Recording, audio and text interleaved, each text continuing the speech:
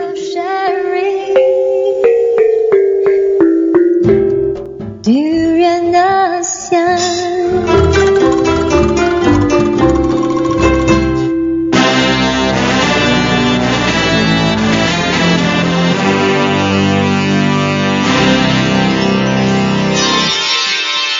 ASEAN Dailies.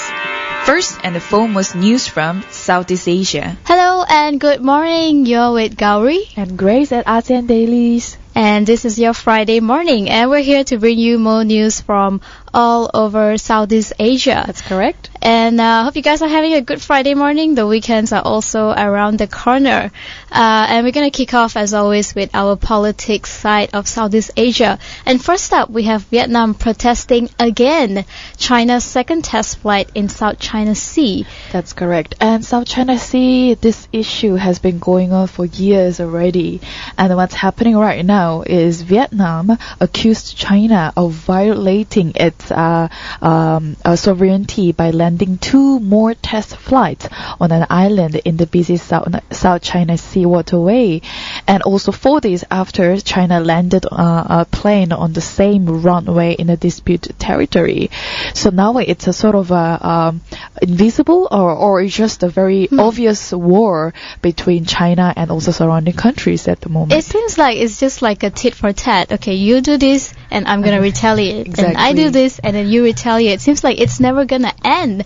And this is already the second time that China is conducting this test flight in the runway that is already a disputed territory between the two countries. And these 2 large Chinese civil aircraft also landed on Wednesday on an airfield that China illegally built on the reef, according to Vietnam. And this is obviously a very serious violation for Vietnam's sovereignty. Yep. They see it as a threat against their peace. They see it as a threat against their regional stability, against their security, as well as the freedom of navigation and aviation in the East Sea. And I think when it comes to more than one country, it's always important to have that trust and that understanding that, you know, of course it's also written in black and white. This is my territory and this is yours. Yep. But when that is breached and a country feels threatened, especially when your country's security is threatened, things can really get serious after this. Oh yeah, for sure. And as long as the security is concerned there, China has been building their own buildings and also a lot more stuff to mark their territories in China's South China Sea, which we can safely say it's illegal yet. But then just to mark their territory, they have been doing a lot of activities. And of course, the Vietnam and also other surrounding countries, they feel threatened by having these all violating acts from China. And of course, the U.S. has criticized China's construction of islands in the South China Sea, especially after the first landing that happened last week. And it's unfortunately, we still need to carry on business as usual, and every country has their own economic benefits, have their own trading relationships, and more than $5 trillion of world trade is shipped through the South China Sea. So that makes the sea such an important place, and probably one of the reasons why all the countries are fighting to claim more territories, trying to push their border out as far as possible so that they can get the most of it. Yeah. But then again, it's tricky. You have so many countries surrounding the South China Sea. You have Brunei, you have Malaysia, Philippines, Vietnam, even Taiwan coming in. And it's also, like you said earlier, it's an ongoing issue that we have still yet to find a solution. Exactly. And it's only getting more and more serious each day. Yeah. So what Vietnam has been doing, they will defend its sovereign rights and also jurisdictions in the area through peaceful measures in line with the international law and also United Nations Charter. But then I personally have a doubt in this when it comes to peaceful measures and also borrowing the lines with what do you call that, international law and United Charter. It will make sense, but at the same time, just looking at the power of China over South China Sea, I don't know whether those will be heard or even be implemented by having this peaceful sort of agreement with China. Another country that is not having it easy is Thailand, where they are actually facing threats of violence. This is according to the activists in Thailand, especially those who are fighting for land and environmental rights. And apparently they have been receiving a lot of threats from various people, some gangsters as well, who actually threaten to hurt them, threaten to take things away from them, just because that they are fighting for the rights of the land that they live in. So they've been receiving the threats of death or even violence, and this is according to the Human Rights Defenders Group of Protection International. So more than about 50 such activists have been killed in the past decade. So it was between 2011 and 2013, more than 200 violent acts were perpetrated against them, and the vocal community leaders and activists report getting anonymous phone calls threatening violence or even watched by all these suspicious characters. And I don't understand here what it is exactly wrong with doing for what they believe in until the point that they are receiving like threat of violence and death. I think the biggest issue here is that most of these local communities are actually going up against big corporations. Right. So all these big corporations feel like they have the money and the power to do whatever they want, even when it comes to issues like setting up plantations illegally, things like illegal waste dumping, things that you would normally be concerned about if you're living in the area. And this is what the activists are doing when they found out that these companies are not really behaving responsibly. Right. So they start speaking up against it because they are the land and environmental rights activists.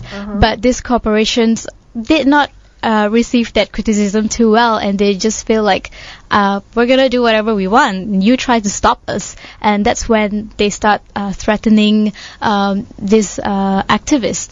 One of the cases, just to add on that, which happened in May 2014, about more than 300 masked men with guns and knives, they attacked the villagers who had blockaded a road leading to a gold mine in northeastern Laos province, where they alleged was poisoning their water sources and making them sick. And also all these assailants tied up to the villagers who fought about for 7 hours, were assaulted, and the women threatened with rape as well. So it's pretty severe and a sort of cruel behaviors that's going on, just because they've been protecting for something they want to believe and also carry on. And it seems that the police are not being too proactive about this either. Probably the same reason all the big corporations are involved in this, and they have their own interests to protect. So what these activists are doing is actually they travel in groups. They try not to move around by themselves, and they also spread false rumors about their location. So if they're going to place A, they're going to say, oh, I'm going to actually place B and C, so that they won't be tracked down and hurt by this gunman. But although the police have been criticized for not really dealing with this matter, we also have the Deputy National Police spokesman who said that the police are actually doing their best to deal with such crimes. But to what extent really are they going, we don't know for sure, but it's definitely not yet working to stop these people from going around and giving threats. I don't know whether it's right to say, but I would love to mention that perhaps all these actions are pretty unethical towards activities and also for somebody who has been protecting something. So it has to be done in a right way to even protect themselves from getting attacked and getting threatened again in the future. And moving on to Cambodia, we have villagers accusing local officials of colluding with illegal loggers. And all these villagers in the forest community in Cambodia, northeastern part of Cambodia, they have accused all the local forestry officials that they are actually colluding with illegal loggers to clear trees that is actually designated for wildlife, and it's supposed to be a wildlife sanctuary. And these illegal loggers are actually doing it so that they can sell the timber for their own personal profit. So once again, you see big corporations doing things for the profit and neglecting the importance of the environment. And you're right there, and as it clearly mentioned here, as illegal loggers and the workers, they were hired by these groups, have been felling and also cutting logs in the areas for several months. But all those authorities have not prevented this illegal activity. So that really clearly tells us that, it's the whole big groups or big authorities. They are the one who's supposed to stop all these activities, but they're not the one. Yeah, and they're really looking for benefits and also perhaps the profits for the companies. Right, and according to the local villagers also, they see a lot of wild animals running away because the forest is being destroyed, and that is supposed to be their home. And they're destroying the forest, of course, to cut down the hardwood trees known as the chew teal, and these can sell very well and get them a lot of money in return. And also they tend to gather to have parties to celebrate after that. And the wood, the special thing about the chew teal trees is that they can use it for construction, cabinet making, for lacquering wood, and also draft proofing boats and producing traditional medicine as well.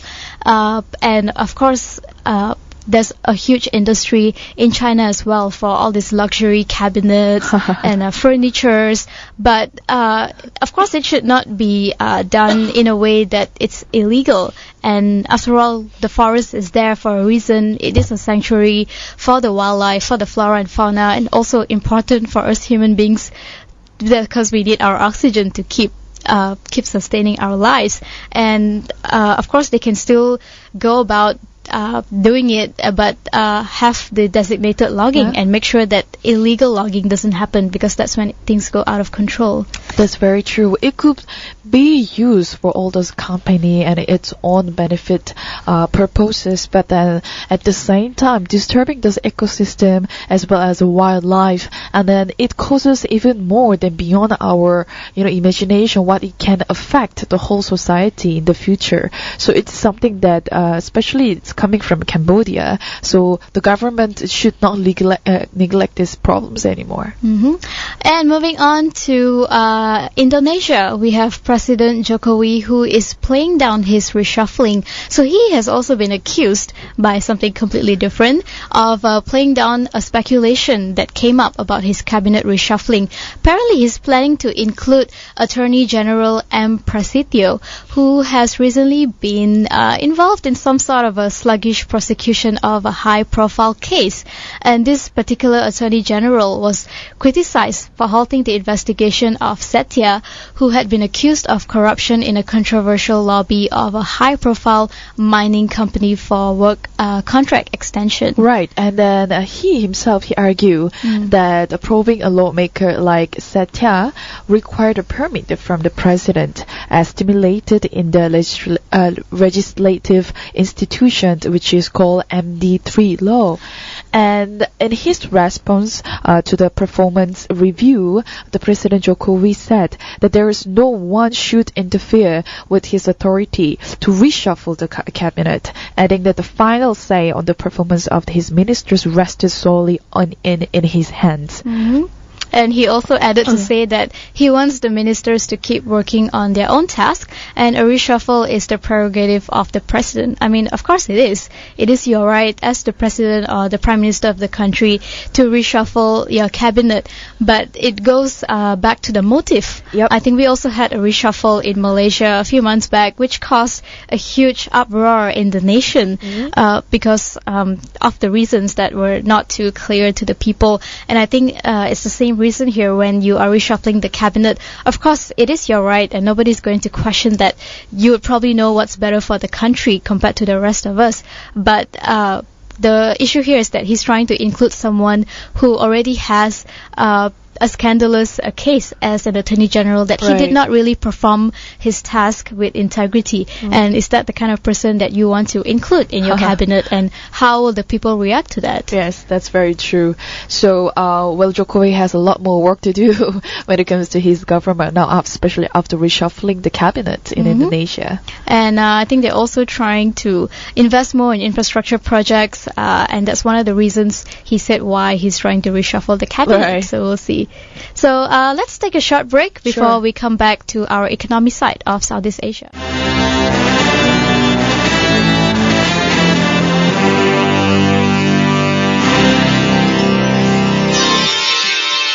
ASEAN Dailies. First and the foremost news from Southeast Asia. Hello and welcome back to Duran ASEAN. You're with Gowri and Grace. And this is your ASEAN Daily, where we bring you news from all over Southeast Asia. So for this part, we were going to talk about the economic side of Southeast Asia, and we'll start with Indonesia, actually, where new regulation aims to attract investment to industrial zones. So the government is hoping to see more investors becoming involved in developing the industrial zones, also following the issuance of a new regulation. Well, when it comes to economic growth in Indonesia, it's not been functioning very, very well for the past few years, and that Indonesia has a huge population. But now the government is going to focus more on the industrial areas, which is actually pretty positive news. So this new regulation is hoped to turn the heads of investors, offering tax and other regional incentives for both industrial zone operators and industrial tenants based on this category of they're going to choose for themselves. And like I mentioned about the tax incentives, which will be in the form of tax holidays and also allowances, and the details will be stimulated in the subsequent finance minister's regulations later on. So they're coming up with a lot of interesting incentives where they can actually attract these investors to come in, providing holidays and even allowances for these people. And these regional incentives will also be in the form of reductions, allowances, and also exemptions on certain regional taxes or levies. And among the regional taxes are land and building acquisition fee, property tax, as well as street lighting tax. And they said that these incentives would be based on industrial zone categories, with the least developed zones to see the greatest incentives. So they're really trying to get these investors to come in and go to the least developed areas of Indonesia and see what they can do over there. And based on the amount of work, that's how they will be allocating this sort of the attractive incentives that they have allocated for the investors. For sure. Well, in fact, this new regulation was started, or let's say issued on the last year, on December 28th.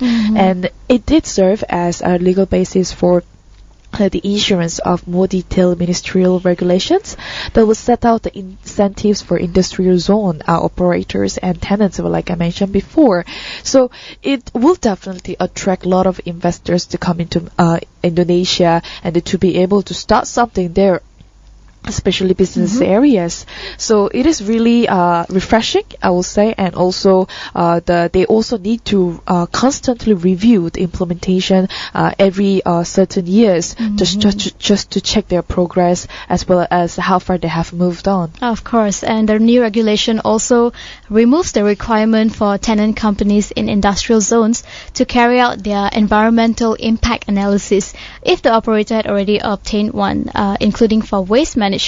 And this will also allow industrial zones initiated by the government to be operated by a public service agency, and it seems that they are being more flexible in that sense. And also, according to the co-chairman of Association of Indonesian Automotive Manufacturers, they welcome the new regulation, saying that it would definitely help the automotive industry to pick up because they've already been having some problems because of the economic slowdown in this region. So any sort of incentives that they can provide for investors, for companies, it will be very, very helpful for them to set up and get the economy going again. Right. Well, one example that we can give is about car sales. The Indonesia national auto sales would probably slightly increase to around 1.1 million unit this year, but it is still below annual sales of around 1.2 million unit in 2013 and 2014. So with these new incentives have been implemented this year, hopefully we can see some changes and also improvement. Right. And moving on to China, where China and Laos are actually working together, and they agree to a 500 million loan for their railway building. And the terms of the deal have not yet been made public, but representatives of both countries, China and Laos, have announced this week that they are ready to move forward on this multi-million-dollar project. Well, Laos will be chairing ASEAN next year. This year, actually. Oh, this year. Sorry, yes, you're right. It's already 2016. Yes, and then it is a very positive news to the country that China is helping Laos to build up this railway plan. And when it is built, this will run north to south through Laos with as many as 31 stations. So that the line's 2 terminal stops will be in Botan in the country's north, and then Vientiane, and that's 420 kilometers to the south. And the projections released by the Lao government predict that the railroad will begin operation in 2020, and about 14 million people will get to use it annually, including 4 million people who are Lao citizens, augmented by an additional 10 million tourists. Right. And it's also a good thing for Laos because the railroad will not only be a leap forward in terms of their local transportation, but it would also mean upgrading a lot of their trade infrastructure, connecting the country to its Southeast Asian neighbors. Right. I mean, of course, as it is right now, Laos is the poorest nation in Southeast Asia, and they have a lot to improve on when it comes to infrastructure, and this could be connectivity is one of the important things in the ASEAN economic community, in ASEAN integration. So I think this railway project could definitely be an integral part in connecting Laos to the other parts of Southeast Asia. And not only that, when it comes to relationship with China, we just talked about in the political news regarding the South China Sea, how Vietnam is quite upset when it comes to China's illegal activities on South China Sea. But however, when it comes to the economic part, China is still very helpful towards the Southeast Asia especially. That's right. And then this giant country has been helping a lot economically. So it is very tricky. But then we have to think separately, I guess. I know, when right? it comes to the economic part, that when we need to accept for the development of the country. And we cannot decide if we should hate China or love China because they have this two personalities that are contradicting each other. Okay, I guess it's a love and hate relationship with China we're having now. Anyway, we're going to take another short break. Sure. When we come back, it's time for the arts and culture side of Southeast Asia.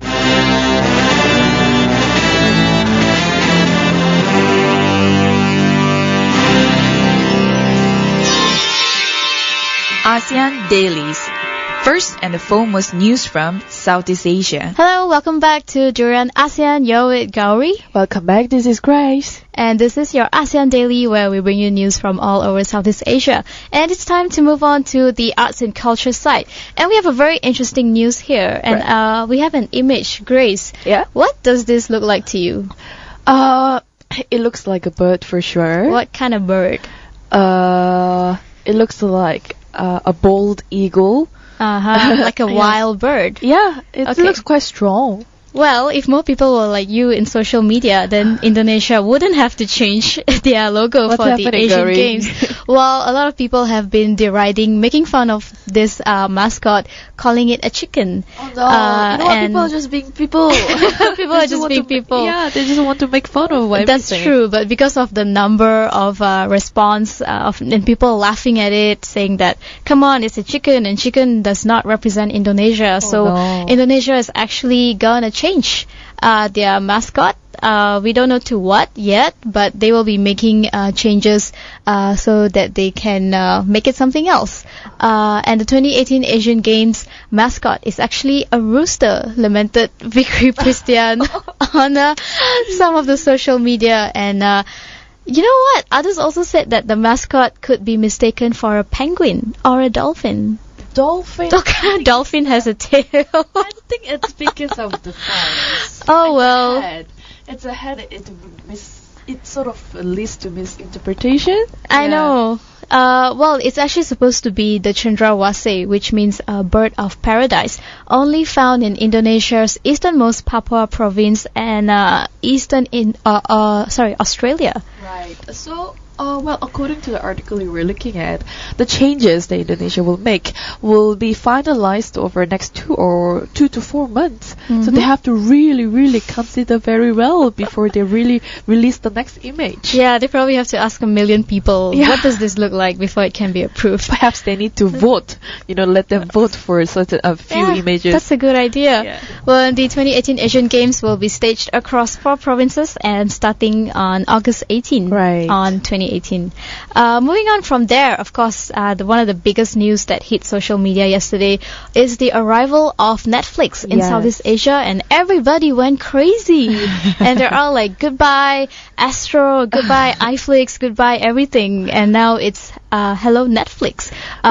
Yeah. Some people, they have already started using this Netflix for That's some right. time, but it wasn't really utilized properly among the populations that we have in Southeast Asia. So definitely it brought a very bright news for those who Right. love to watch all those programs, the movie series online, and definitely Netflix will gain a lot of popularity. I think some people are already watching it illegally. Yeah, exactly. That's the thing. And so it's great that they bring it over now so everybody can pay for it properly and Yeah. watch it the right way, and Netflix will get the money that they're supposed to get. However, it seems that the channels that they will be offering, the programs that they'll be offering here could be a bit different from what they are offering in the United States itself. And one of the biggest issue is that they might not have Big Bang Theory, which is a well-loved sitcom. Any reasons? Well, not really. I think it's just the way they selected the contents. I see. iflix though has Fargo and Big Bang Theory. Well, Netflix is looking more at their original contents like Daredevil and Jessica Jones. And of course, this will definitely cause extreme competition among other movie streaming websites that we already have, especially that is accessible in Southeast Asia. For sure. Well, it looks like Netflix may also carry some kind of censorship when it comes to content, test. However, when it comes to pricing, places like India, Philippines, in Thailand, entertainment must benchmark to the price of a movie ticket and also below typical pay TV alternatives. Right. So definitely Netflix can be a good choice for a lot of people. And it's only 33 ringgit if you're in Malaysia, so might be something you want to consider. For sure. And just before we wrap things up, of course, the news about Real Madrid and their new coach, Zidane, who was appointed just a few days back.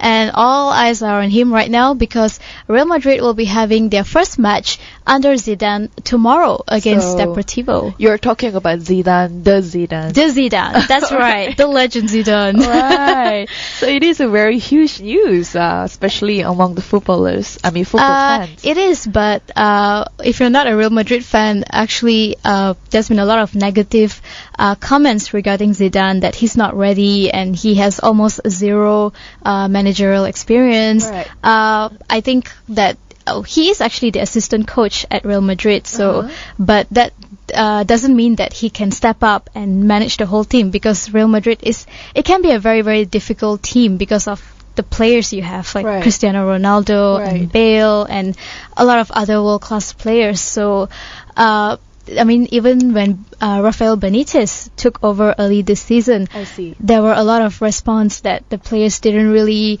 respect him. They were not really listening to him. But isn't Zidane very famous in terms of his playing, and he's got a lot of experience, and That's he's very true, well known but, for his skills.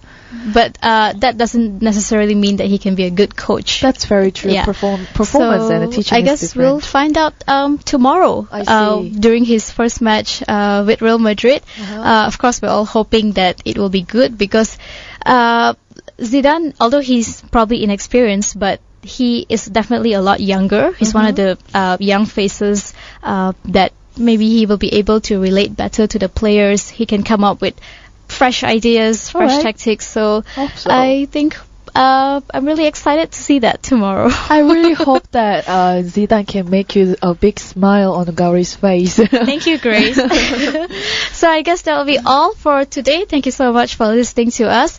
Don't forget to follow us on all the social media channels. We're on Facebook, Twitter, Instagram, and also on YouTube. We do have website as well, drianasean.com, and when you're on the go, do download